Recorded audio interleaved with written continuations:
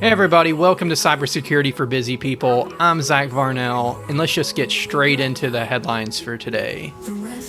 So, first up we have U.S. officials have confirmed that Chinese hackers have accessed law enforcement wiretap systems for months, compromising critical telecommunications infrastructure. The FBI and CISA have described the campaign as broad and significant, linking it to a state-sponsored group from China known as Salt Typhoon.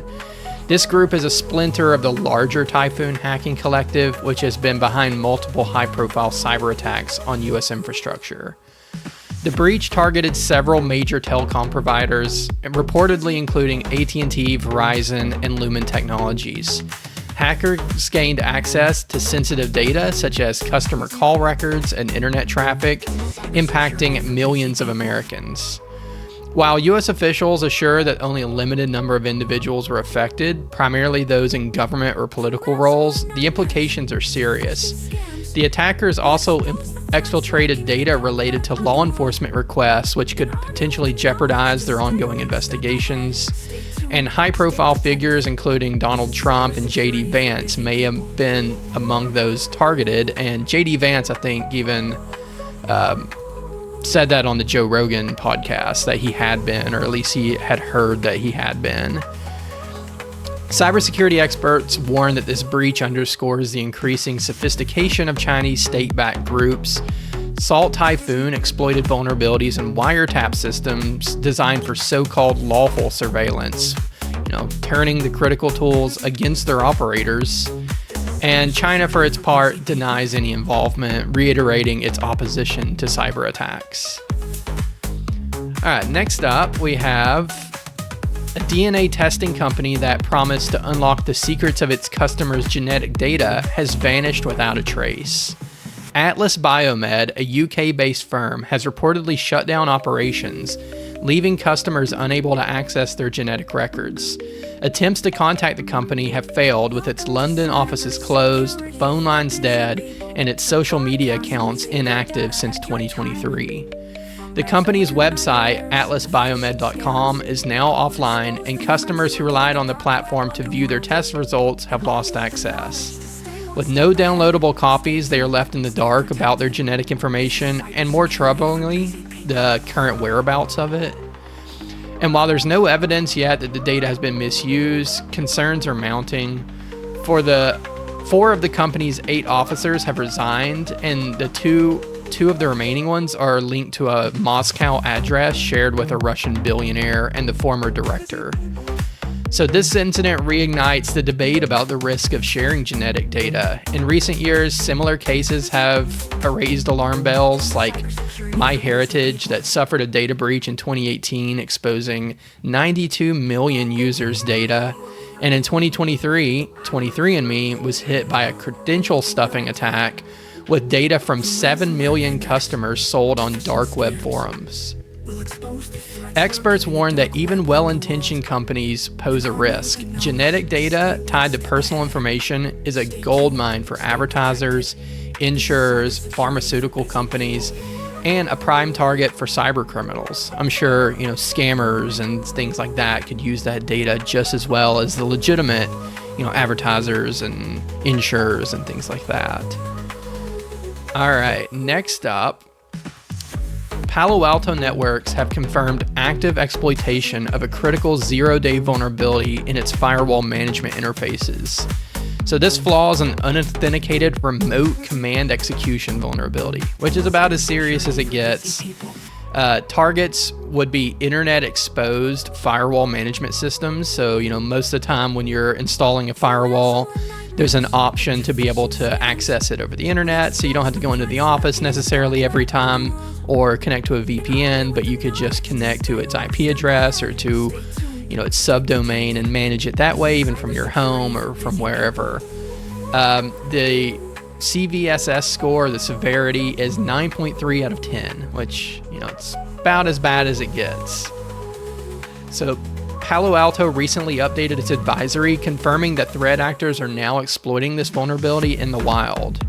And while the issue affects public-facing management interfaces, Palo Alto assured its customers that Its Prisma Access and cloud products are not impacted.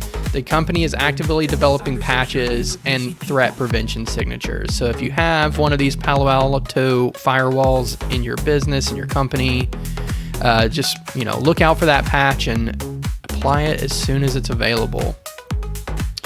All right, next. In a major cyber-espionage operation, Chinese hackers have reportedly breached T-Mobile's network, along with several other U.S. and international telecommunications companies. According to the Wall Street Journal, the attack was part of a months-long campaign aimed at spying on cell phone communications of high-value intelligence targets. So we see this is about like the Salt Typhoon thing we just read about. It seems like it's probably part of the same operation generally.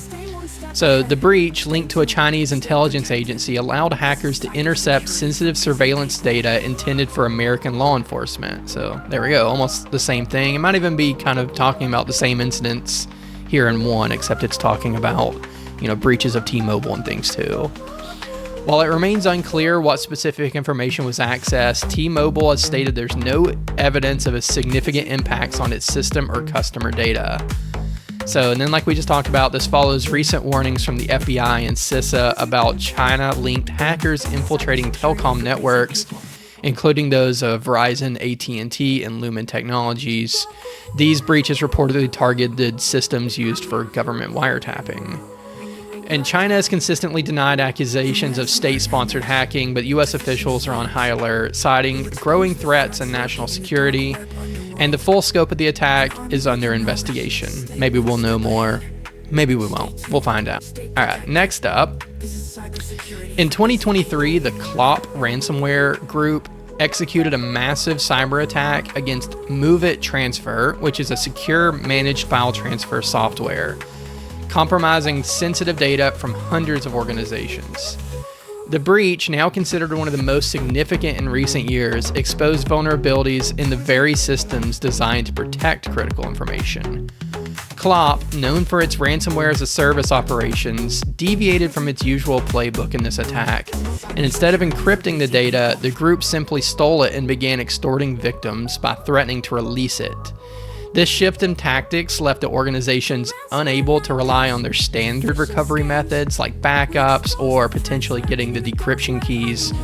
It kind of leaves either pay the ransom and hope that they really don't release it, or, if the data is not important and it can be out there, I guess you can't afford it, it gets released. It's not a good situation.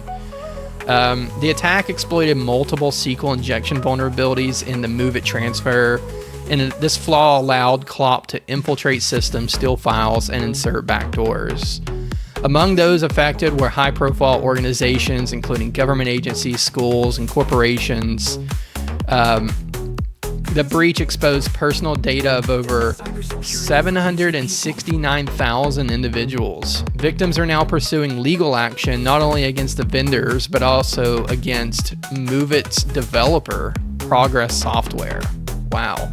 So, leave unpatched SQL injection vulnerabilities in your code and you may get sued. I think that's where we're coming to. I mean, obviously they can't go sue Clop. They don't even know who they are, where they are. They might have suspicions, but only so much you can do there. So I guess it's now going to fall on the vendors and the developer. So Progress has since released multiple... Progress is the company. Progress Software has since released multiple patches to address these vulnerabilities, but experts warn that SQL injection flaws remain a persistent threat in cybersecurity. Okay, well that's true, but that doesn't mean that they can't patch them. I don't know why that was in there. Companies are urged to apply the patches promptly, audit vendor security, and adopt robust defenses against future attacks, which, you're always advised to do that. You should always be patching, testing the patches, making sure they're working. Audit your vendors. Was it vendor... can't remember what it stands for, but there's a process where if you're looking at different vendors, you need a certain thing done. You can hire a group or do it internally to audit that vendor, see if they've had penetration tests, see if they have internal audits or if they're aligned to any compliance standards, and just generally see, is this a secure company? Do they prioritize their, do they prioritize security, or is it an afterthought like it is for many? So the fallout from the MOVEit attack is a stark reminder of the importance of proactive security measures. As ransomware groups like Clop continue to evolve their tactics, organizations must remain vigilant to safeguard their sensitive data. And when it comes to cybersecurity, you need answers, not noise. Action. That's where Asteros comes in. Our penetration testing and vulnerability management services go beyond the basics, delivering actionable intelligence without the filler, fluff, or false positives. Whether you're in healthcare, education, software development, you're in the AI space, these are all, groups that we work with.